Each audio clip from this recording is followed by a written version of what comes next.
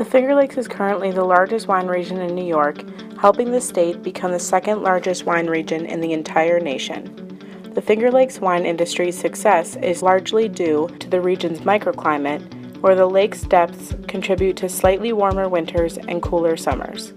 The region, thus, sustains a relatively consistent growing season, excelling particularly in the production of cool climate grapes like Rieslings, which thrive in both the winds blowing off the lakes and the tremendously fertile soil.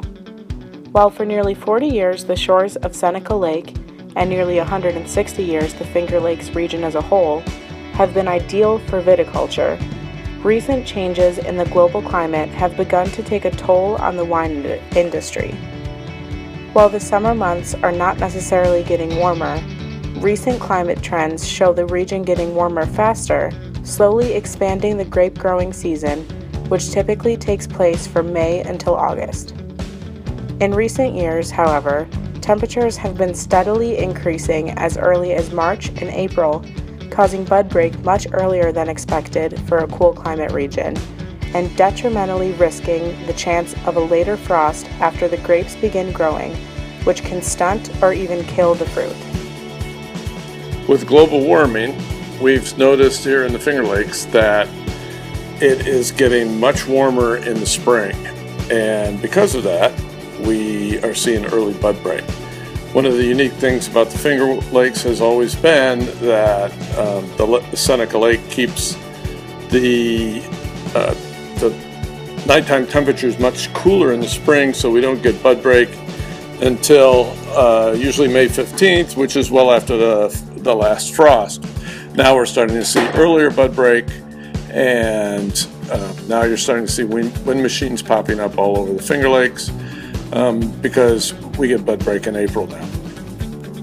An ideal growing season features not necessarily high but consistently warm temperatures coupled with consistent precipitation patterns to avoid premature harvest. While a longer and warmer growing season might be beneficial for the region's red wines, which thrive in higher temperatures and more time on the vine, what the region is internationally known and renowned for is the Riesling grape, which requires a cool climate and mid-range growing season to develop properly, resulting in just the right amount of acidity and citric flavor and aroma. As a result of global warming's longer periods of warmer temperatures, the Finger Lakes region has experienced severe periods of drought, which can be debilitating to the wine industry. The other thing that we've noticed over the last 4 or 5 years is increased drought situations caused by this global warming, where in the past we've never had to irrigate, and now wineries and new vineyards are all putting in irrigation because of this drought situation. Precipitation is equally as essential to the grape growing process as temperature, and recent seasons have proven the effects of drought can be damaging to the success of the region. In summer 2016, the Finger Lakes experienced the worst drought in upstate New York in nearly a decade, seeing less than 1 inch of rainfall in almost 2 months. The adverse effect of this on the wine industry cannot be overstated. While many wineries like Flx Wine have for decades relied on consistent rainfall alone to irrigate the vineyard, this drought has forced winemakers and vineyard managers to install irrigation machines to ensure the survival of the vineyard, impacting the environment and costing the winery both financially and laboriously, not to mention the effect of drought on the concentration and yield of harvested grapes. Flx Wine, which has been operating without any irrigation systems for nearly 30 years, was forced to resort to irrigation during the 2016 growing season after owner Scott Osborne was unable to maintain irrigation by hand watering the vineyard and ensuring a healthy and successful fall harvest. The implications of the negative impact of climate change on the Finger Lakes cannot be overstated. While the region has a promising future, the uncertainty that accompanies global warming could ultimately be detrimental to both agriculture and viticulture in upstate New York if the situation worsens in years to come.